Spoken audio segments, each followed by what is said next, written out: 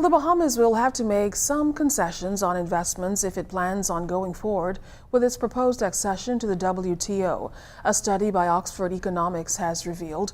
The study, which was released during an event hosted by the Bahamas Chamber of Commerce and Employers Confederation, pointed out which policies the government must evaluate most moving forward.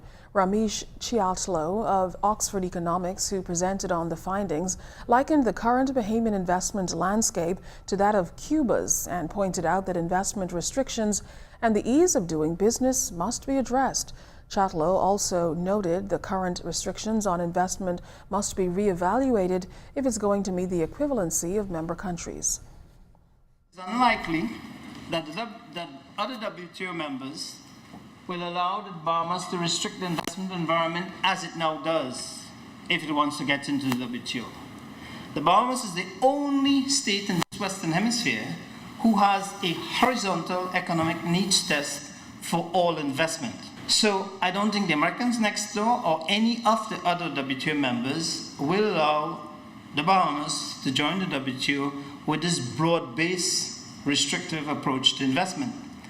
And that's something that will have to be considered.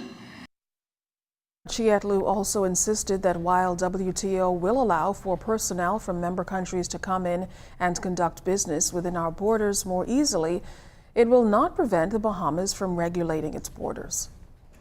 I want to reiterate that the General Agreement on Trade and Services, which has provisions on investment in it, because to supply many services you have to locate physically in a market, it clearly stipulates that it shall not apply to measures affecting natural persons seeking access to the employment market of a member, nor to measures regarding citizenship, residence, or employment on a permanent basis.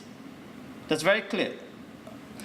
It also does not prevent a member from applying measures to regulate the entry of natural persons into or their temporary stay in its territory, including those measures necessary to protect the integrity of and to ensure the orderly movement of natural persons across its borders.